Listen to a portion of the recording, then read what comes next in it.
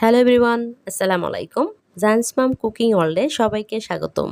আজকে আমি আপনাদের সাথে শেয়ার করছি নতুন একটা রেসিপি, নারকেল দিয়ে গরুর মাংস।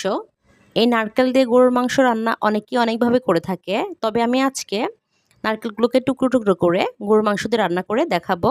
চলেন দেরি না করে শুরু করি। Let's go to my kitchen and cook. এখন আমি একটি প্যানে কিছুটা পরিমাণ পানি নিয়ে এই নারকেলটা ঢেকে দিয়ে সিদ্ধ করে নিব। 4 থেকে 5 মিনিট আমি নারকেলগুলোকে ভাপে সিদ্ধ করে নিব। সিদ্ধ করা হয়ে গিয়েছে। এবার ঠান্ডা করে আমি এটাকে 4 সাইডে একটা নাইফের সাহায্যে আলগা করে এটা উঠিয়ে নিব। কিছুটা সময় নাইফের সাহায্যে চারপাশে আলগা করে নিলে ইজিলি এটা উঠে আসবে। এরপর কালো স্কিনটাকে পিলারের সাহায্যে উঠিয়ে নিয়েছি। এখন আমি এটাকে টুকরো টুকরো করে নিচ্ছি। আমি ছোট ছোট টুকরো করে নিচ্ছি। টুকরো করা হয়ে গিয়েছে। আমি এবার বাটিতে উঠিয়ে নিচ্ছি। একটি প্যানে এখন আমি তেল দিয়ে দিচ্ছি। এখন আমি এর মধ্যে দিয়ে দিচ্ছি কিছুটা পরিমাণ আস্ত জিরা।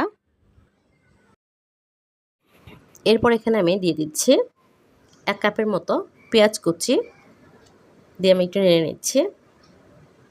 পেঁয়াজটা একটু হালকা ব্রাউন কালার করে ভেজে নিব। এখন আমি এর মধ্যে দিয়ে দিচ্ছি 10-12টার মতো গোলমরিচ, 5টা সাদা এলাচ, 2টা কালো এলাচ, 3টা তেজপাতা আর 3টা দারুচিনি। আমি সবগুলো দিয়ে দিচ্ছি। আস্ত মশলাগুলো তেলের মধ্যে কিছুটা সময় ভেজে নিব, তাহলে সুন্দর একটা ফ্লেভার বের হবে। আমার ভাজা হয়ে গিয়েছে। এখন আমি এর মধ্যে দিয়ে দিচ্ছি 1.5 টেবিল চামচ আদা বাটা, দিয়ে দিচ্ছি 1.5 টেবিল চামচ রসুন বাটা। এখন আমি আদা ও রসুন কিছুটা সময় তেলের মধ্যে ভেজে নিব, যেন কাঁচা কাঁচা একটা গন্ধ থাকে সেটা না থাকে। এখন আমি এর মধ্যে দিয়ে দিচ্ছি কিছুটা পরিমাণ পানি দিয়ে আমি একটু কষিয়ে নিচ্ছি। এখন আমি এর মধ্যে দিয়ে দিচ্ছি 1 চা চামচ ধনিয়া গুঁড়া, দিয়ে দিচ্ছি 1 চা চামচ হলুদের গুঁড়া, এরপর দিয়ে দিচ্ছে 1.5 চা চামচ মরিচের গুঁড়া। আপনারা যে যেরকম ঝাল খান সেই অনুযায়ী বাড়িয়ে কমিয়ে নিতে পারেন। এরপর দিয়ে দিচ্ছি স্বাদমতো লবণ, দিয়ে আমি মশলাগুলো একটু নেড়ে কষিয়ে নিচ্ছি। মশলাগুলো কিছু সময় আমি ভেজে নিয়েছি। এখন আমি এর মধ্যে দিয়ে দিচ্ছি লিকুইড দুধ 1 কাপ পরিমাণ। আমি এখানে গরুর লিকুইড দুধ 1 কাপ দিয়ে দিয়েছি।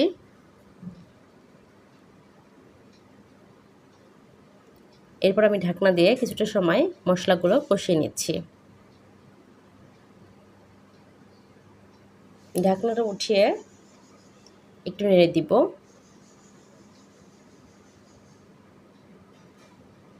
এখন আমি এর মধ্যে দিয়ে দিচ্ছি গরুর মাংস। আমি এখানে 1 কেজি পরিমাণ গরুর মাংস নিয়ে নিয়েছি। মাংসটা এখন আমি মশলার সাথে একটু মিশিয়ে নিব। আমার মিশানো হয়ে গিয়েছে। এখন আমি ঢাকনা দিয়ে ঢেকে কিছুক্ষণ সময় মাংসগুলো কষিয়ে নিব।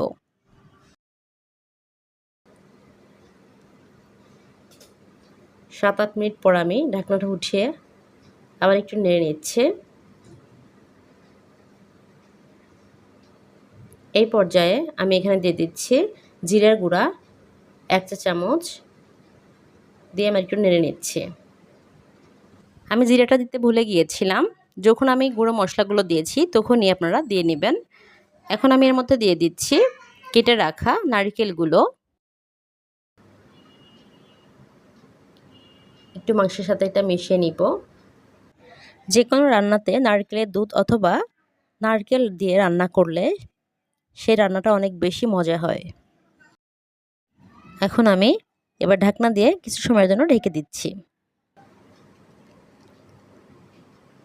5-7 মিনিট পর আমি ঢাকনাটা উঠিয়ে নিয়েছি। এখন আমি একটু নেড়ে দিচ্ছি।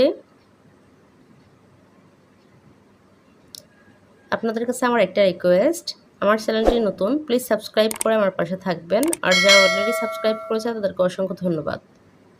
এখন আমি এর মধ্যে দিয়ে দিচ্ছি গরম পানি। আমি এখানে 1 লিটার পরিমাণ গরম পানি দিয়ে দিয়েছি। আপনার মাংস সিদ্ধ হতে কতটুকু পানি লাগবে সেই অনুযায়ী পানিটা দেবেন। কিছুটা সময় পর আমি ঢাকনাতে ঢেকে রেখে উঠিয়ে নিচ্ছি।